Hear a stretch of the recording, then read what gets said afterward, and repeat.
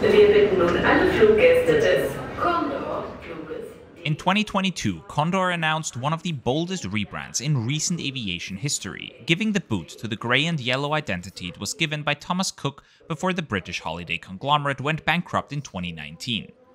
Trying to distance itself from its previous owner, Condor now strives to make it as a standalone carrier, continuing to heavily focus on vacationers. Along with its catchy branding, the airline completely overhauled its long-haul product, along with the introduction of the A330neo to its fleet. As of this summer, all long-haul flights will be operated by the new A330neos, as the last of their 767s have just left the airline's fleet. That leaves the question of how the new product holds up against their competition. Our review of their new A330neo economy class is already available to watch on our channel right now, and today we'll take a closer look at what their new business class looks like. I'm glad you're coming along, so let's get going.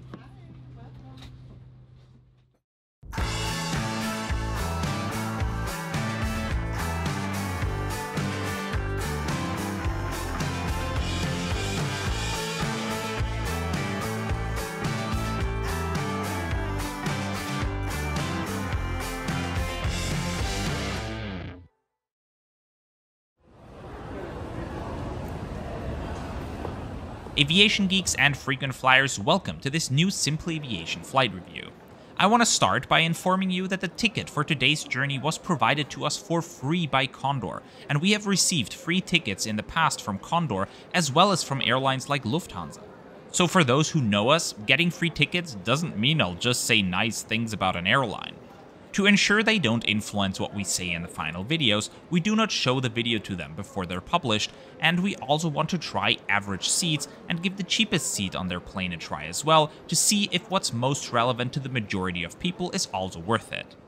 Today, we're doing the 10-hour hop across the Atlantic Ocean from Frankfurt to Seattle on the airline's new flagship, and I'll start right away by mentioning something bad about this journey. It wasn't supposed to go to Seattle.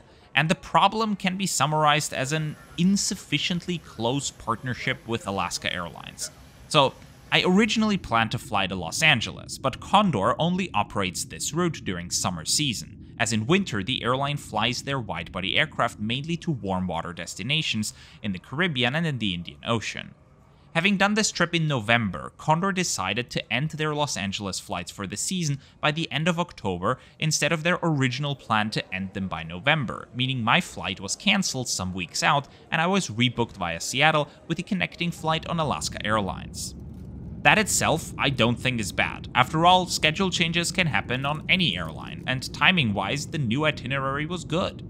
However, I was booked in business class all the way to Los Angeles, but was rebooked via Seattle with the connecting flight on Alaska Airlines in economy. And neither Condor nor Alaska Airlines were able to change that because their partnership agreement did not cover domestic first class on Alaska Airlines. You can see that firsthand when searching for flights. If everything is in economy, no problem at all, but if you search a connecting itinerary in business class, the connecting flight on Alaska will remain in economy. If I had purchased a full fare business class ticket and then had to be rebooked with the connecting flight in economy, I think I would have had the right to be annoyed. In general, with Condor's rebrand and their new strategy to compete more directly with other carriers on competitive routes, such as from Frankfurt to Los Angeles, San Francisco, and New York City, Condor should look to deepen its relationship with local partners such as Alaska to tap into the market potential of an expanded network beyond Condor's own foreign gateways and attract new customers onto Condor flights. But I digress. We're starting our journey at Frankfurt Airport, where I just arrived by train from my hometown of Vienna. One of the main reasons why Condor focuses almost its entire long-haul operation at Germany's already busiest airport is because it's the best connected airport of the country. Thanks to being located centrally in Germany and its on-site high-speed railway station, Frankfurt is easily reachable from almost every corner of the country and even beyond, like from my hometown of Vienna. After staying overnight at an airport hotel, we're heading over to Frankfurt's Terminal 1, where Condor is located alongside its main competitors, Lufthansa and their subsidiary Discover Airlines. Now, legally, I'm not able to claim that the recent rebranding of Eurowings' leisure operation to Discover Airlines was made to deliberately resemble Condor's former branding. After all, blue and yellow have been key colors in Lufthansa's own branding for decades. Let me just say that it looks so similar, for a brief moment, I was about to queue at the wrong check-in area.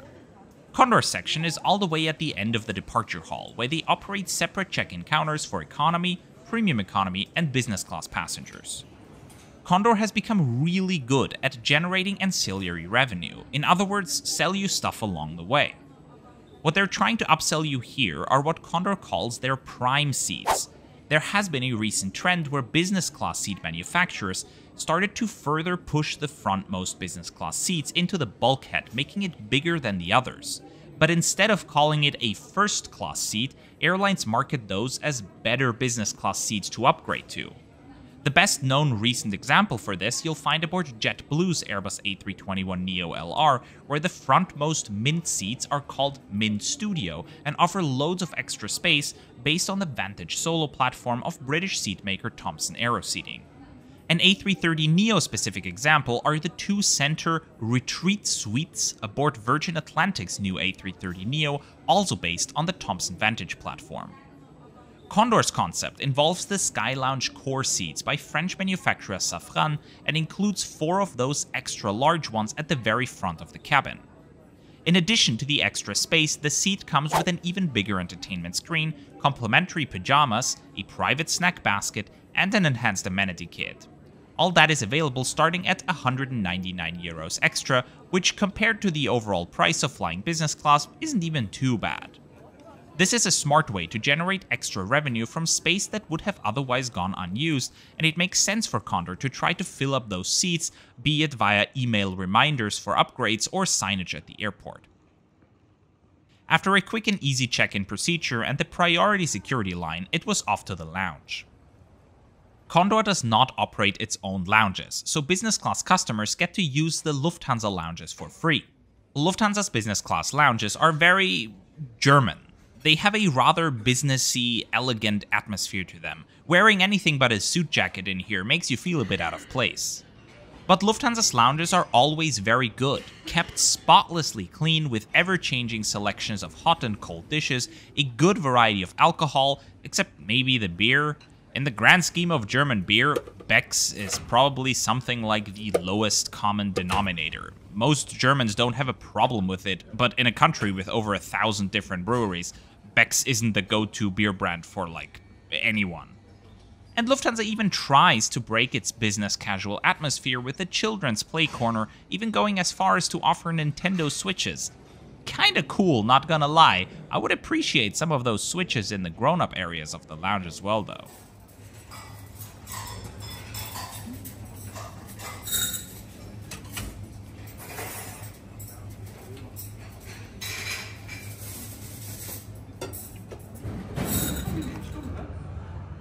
Taking us to Seattle today will be Delta Alpha November Romeo Alpha, a 2022-built Airbus A330-900neo. The plane pictured here is Alpha November Romeo India, same colors as ours, but about to depart for Cancun. As of April 2024, Condor's long-haul fleet consists of 15 of these A330neos, with 3 more supposed to join the fleet until the end of the year. Condor's current summer schedule for 2024 exclusively lists the A330neo across their entire long-haul network.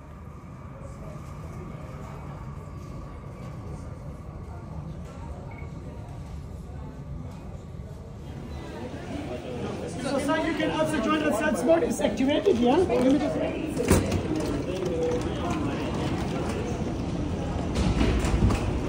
The plane's business class cabin is contained between doors 1 and 2 and features 7.5 rows of seats in a 1-to-1 configuration, offering direct aisle access to all passengers. Condor went with the Safran Sky Lounge core seats, the same type of business class seat Taiwanese airline startup Starlux went for on their A330neos as well. The new corporate identity with the stripes is certainly there, hard to miss, but it doesn't feel overwhelming. Particularly to Germans, the patterns might create parallels to the Strandkörbe, or beach baskets that dot the northern German coastline. I'll be in 8A on today's flight, the last row of business class, and waiting on each seat already were a soft pillow, with stripes of course, a blanket, with stripes of course, as well as the Amenity Kit, menu card, etc. Being 180 centimeters tall, the legroom is good, although you'll have to get the chair into the lounging position to fully make use of it. And down there you'll find a pair of slippers, with stripes of course. And a topper saying, only lying down is nicer, a wordplay on the German saying, nur fliegen ist schöner, meaning only flying is nicer. A pack of crackers was already waiting for us, and we were promptly offered a glass of champagne. Condor currently serves Jacquard Mosaïque Brut in business class.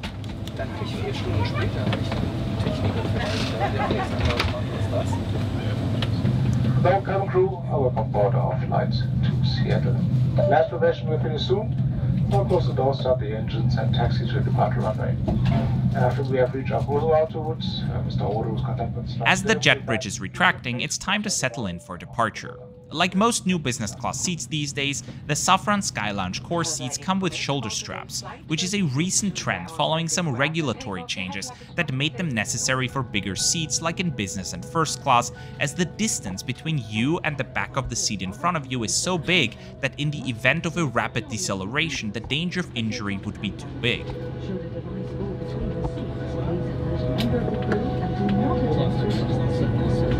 Likewise, should your device or Inflight Entertainment monitor become damaged, they are located front, mid and rear of the cabin and are clearly marked. Take a moment to locate the exit closest to you and be aware that your nearest exit may be... The only aspect in which the A330neo can't keep up with the Boeing 767 is the engine sound. But that's only relevant if you're an aviation geek like me.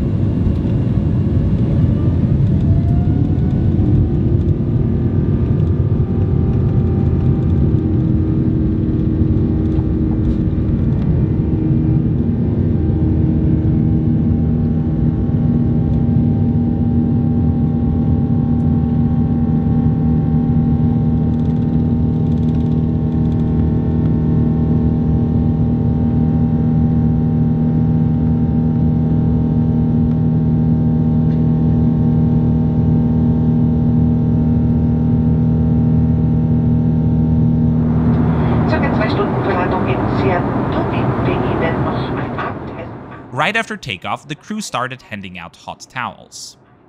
Before they start serving lunch, let's have a look at the in-flight entertainment system. Condor chose Safran's Rave system for its A330neos, which in business class come with massive 17-inch 4K touchscreens. Content-wise, the focus lies with German language content and a lot of options for children, which makes sense for a German holiday airline. Overall, the selection is good and a big improvement over the 767s. There's also a whole bunch of stuff from German public broadcasters ARD and CDF, and content Condor produced themselves, including a really cool library of cockpit view landing videos, which for me as an aviation geek, I mean, that's just so cool. An interactive 3D mapping application is installed too, but the biggest change over the old system is that this one supports Bluetooth headphones, which is so convenient.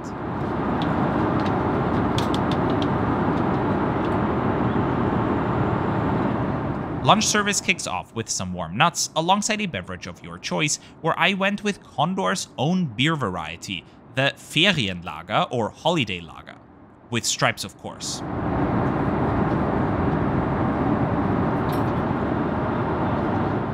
A little over an hour after departure, the first course was served, a variety of appetizers.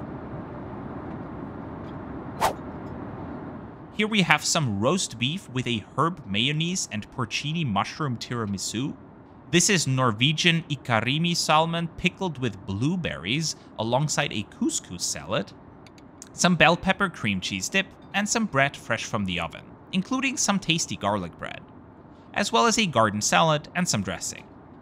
And the appetizers also came with a selection of cheeses, which I believe wasn't supposed to be served with them.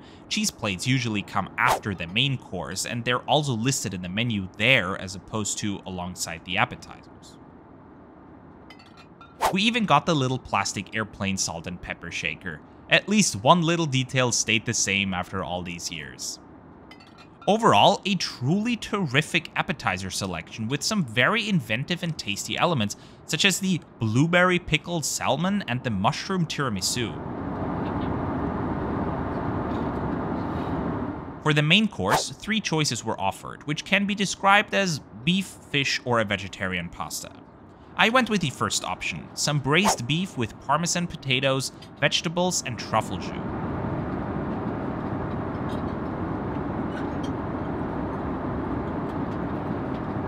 Once again, bread rolls, crackers, and pretzels were offered alongside it. The beef was okay, not horribly overdone, but not the most tender either. Overall, a very tasty main course though, and a rather straightforward composition compared to the elaborate starters. For dessert, I went with this little chocolate tartlet. All in all, a good business class main meal service. Tasty dishes throughout and very well presented, even though most of it was served on a tray, which takes away some of the elegance, but is standard procedure on most airlines, including on carriers like Lufthansa. After lunch service, we got to enjoy these incredible views over Greenland. On this route and that time of year, we are moving at the exact right pace for the sunset to almost stand still, so we get to enjoy this pretty evening lighting for multiple hours.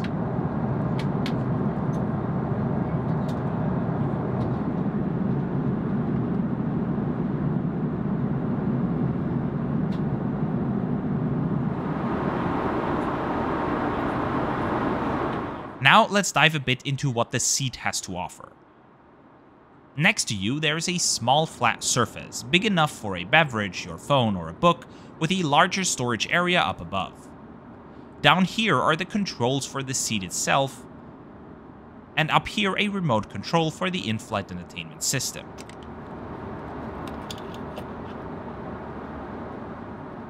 Next to it, a universal power port, USB-C and USB-A ports, both offering fast charging, and the audio port should you choose to use conventional headphones. Up here are all of the amenities you'll get for your flight.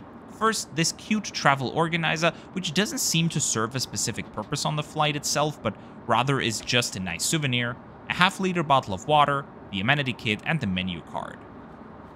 Here, a little hook reveals itself where you can hang your headphones, as well as an adjustable reading light over there. The entire area can be lit up if you want. Additional lights can be found in the ceiling above, but unfortunately lacking our personal air vents. The headrest of the seat can be adjusted vertically as well as on the sides, and there's also a coat hook. What's particularly notable about these new Saffron Sky Lounge core seats is how high they are.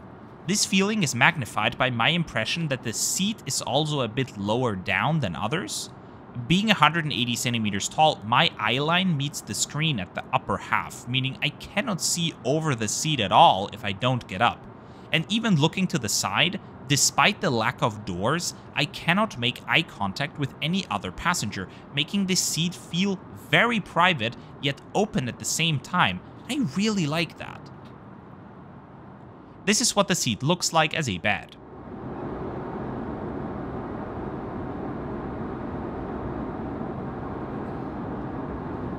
We've got our pillow, the topper, and the striped blanket. The inside of the seat is covered with a soft material resembling felt, giving it even more of a cozy feeling. And the footwell offers some good space compared to many other seats. These staggered Sky Lounge core seats don't seem revolutionary, but they are really growing on me because of how well balanced they are in terms of space, privacy, and comfort. Where Safran seems to be lacking a bit though is the build quality. This part is already coming off, something's missing there, and this surface is already notably scratched. I don't really think you can blame the airline here, as this seat has just been in operation for a little over a year and should not show that much wear and tear already. But those are superficial cosmetic issues that did not impact my overall comfort on this flight. Anyway, if you ever come across something not working on your flight, be it a USB port that doesn't charge or something that's broken, please just tell the crew. Airlines don't check those things themselves, but rather rely on being told when something stops working and need to be fixed. Every plane has a maintenance log where crews can note problems, and when the plane's cabin is being looked at during the next scheduled maintenance stop, they can switch out what's broken, but they don't have time to always check 300 USB ports every time the plane enters routine maintenance. So if something doesn't work, just tell the crew and they'll let the ground personnel know something needs fixing.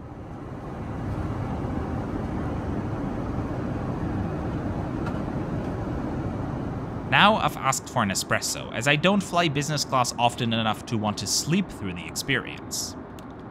And one of the coolest things I've seen in recent times on a plane are these cookie spoons. It almost seems like a childish idea, but come to think of it, it's kinda smart. It's definitely lighter than a metal spoon, and it can just be eaten afterwards, so no cleaning required. There is no reason why I should be so excited by a cookie spoon, but I really love this idea. Shortly after, the crew also handed out a little mid-flight snack, a cup of Black Forest ice cream. One thing we haven't looked at yet is the Amenity Kit. It's not the biggest and fanciest, but that's one of the things that'll change if you go for the big prime seats up front. It's just a little cardboard box with a toothbrush and toothpaste, some facial moisturizer, lip balm, eye shades, and a pair of socks. Notable is the lack of earplugs, which might be because the A330neo is so quiet. At least I don't feel like I'd need them. And like everything else so far, it had stripes on it. So we have to talk about Condor's new corporate identity as well. We can't just glance over that. Being a bit of a design geek, in addition to an aviation geek, I always pay close attention to the different corporate identities airlines implement. Some carriers look for functionality, some want to incorporate their home country's culture into their design, some just want tacky luxury, and some just don't give a damn. Few strive to create such an unmistakably memorable identity that even just one flight is enough to burn it into your memory. Because most airlines don't have to. The type of traveler that returns again and again is almost always a business traveler who doesn't care too much about the experience itself, but is mostly focused on efficiency and reliability. That's different for a holiday airline like Condor though. They are in the business of retaining infrequent vacationers, people who might just board a Condor flight once a year. And they always do for a happy occasion as they're going on vacation. So by creating an identity so memorable, Condor makes it possible for all those great memories from last year's vacation to be triggered the moment holidaymakers board their flight. And they accomplished that with such an ingenious, simple design, one that, particularly in Germany, people already subconsciously connect with vacationing. The stripes, Condor says, are inspired by bath towels, beach chairs, and parasols, and while not explicitly mentioned, I instantly thought of those northern German beach chairs. It's a pattern many people in Germany recognize in the context of holidays, and the most genius move was for Condor to see that these patterns appear in different colors, so they made their entire brand identity flexible in terms of colors. The logo is now black and moved so far into the background that you barely notice it on the planes. And the stripes used throughout the branding appear in all different colors, while at the same time still being so instantly recognizable. Condor manages to accomplish this by plastering these stripes absolutely everywhere. The check-in screens, the check-in signs, the carpets at check-in, the plane, the headrest covers, the cabin walls, the pillow, the blanket, the slippers, the amenity kit, the air sickness bag, the sugar packs, the beer cans, the cutlery sleeve, the napkins, the paper cups. I mean, I wouldn't have been surprised if they had also printed them on the freaking toilet paper. And all of that doesn't feel too much. It doesn't feel repetitive because they chose to use different colors. It's a very basic pattern Condor used for its own brand, and because they committed to it, using it everywhere they can, they created what I personally consider one of the greatest airline brandings in recent aviation history. When I first saw that livery when they introduced it, I was not convinced at all. But seeing it all come together throughout the entire passenger journey, I get it now, and it works so goddamn well. From the brand agency that came up with the idea to the customer experience design teams at Condor, a lot of people took a risk choosing such a bold concept over a more basic traditional branding, and how well it paid off. Let the competition try copying that.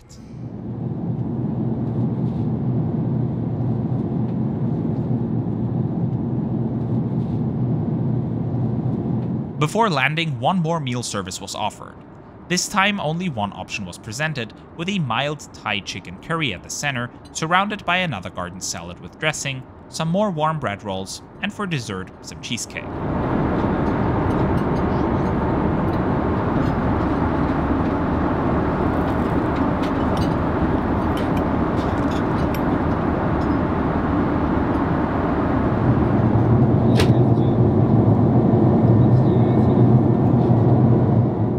As we're starting our descent into Seattle, I get why Condor offered us this free ticket. This is truly a business class product worth showing off. It's certainly not the most luxurious in the sky, you still get your meal on a tray, the amenity kit is this little cardboard box, the airline doesn't have its own lounges, so the quality of their contract lounges differs depending on the departure airport.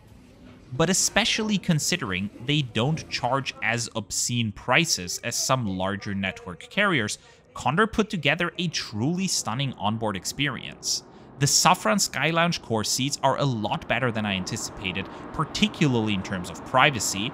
The design with the navy blue and brushed bronze looks elegant, and together with the subtle stripes brings out Condor's identity very well. The meals were all superb, beautifully presented, diverse, delicious, and not just extravagant for the sake of it. And the bedding was fantastic too. With this overall product, Condor has every right to go up against bigger competitors, while also being a great carrier to choose from less competitive gateways.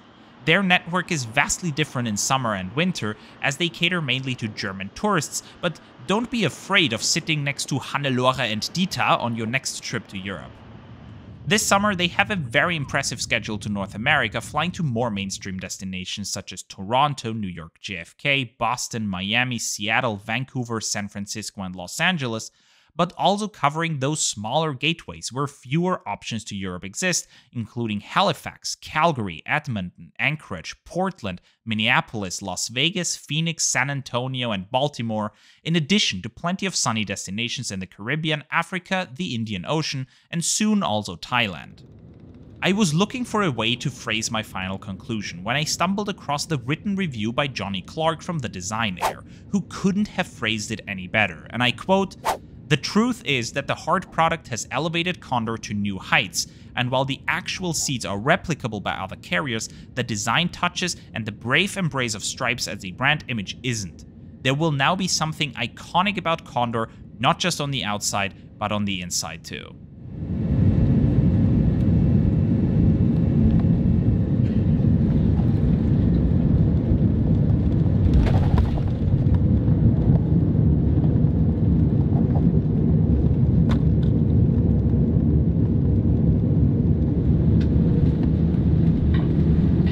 Liebe Fluggäste, herzlich willkommen im Zettel. Bitte bleiben Sie noch so lange angeschnallt sitzen, bis die Anschnallzeichen ausgeschaltet wurden. Nach Erreichen unserer Parkposition öffnen Sie die Staufläche über Ihrem Sitz bitte vorsichtig, damit keine Gegenstände herausfallen können. Und überprüfen Sie die Sitztaschen noch einmal nach Wertsachen. Im Namen von Condor verabschieden wir uns von Ihnen. Wir hoffen, Sie hatten einen angenehmen Flug mit uns. Wir wünschen Ihnen noch einen schönen restlichen Tag. Für alle, die noch weiter müssen, eine gute und sichere Weiterreise. Vielen Dank, dass Sie mit Condor geflogen sind. Wir sagen Tschüss und auf Wiedersehen. With that, welcome to Seattle. If you're still watching after this exhaustively long video, it fills my heart with joy knowing there are people out there who geek out about this stuff as much as I am. From the bottom of my heart, thank you very much for coming back to our videos time and time again, joining us on all these journeys. If you are a paid sponsor of this channel, which you can become by clicking on the join button beneath this video or on our channel page, very special thanks to you. Because of your support, we can put more and more work into these videos, spend more time on research, and make graphics and drawings to better illustrate our thoughts and wrap them into these videos. Our content has never been as much work as it is right now, but honestly, I haven't been so proud of our work ever. So whether you are a channel sponsor, a subscriber, or simply stopping by for this one video, thank you very much for watching and helping us put out more of these videos. I will see you again very soon on the next trip, and in the meantime, why not take a look at this also exhaustively long deep dive into a product you might have never put a lot of thought into, the business class of Kazakhstan's flag carrier Air Astana, which we examined on not just 1, but 3 flights. It's a good one too. Thanks again, and safe travels.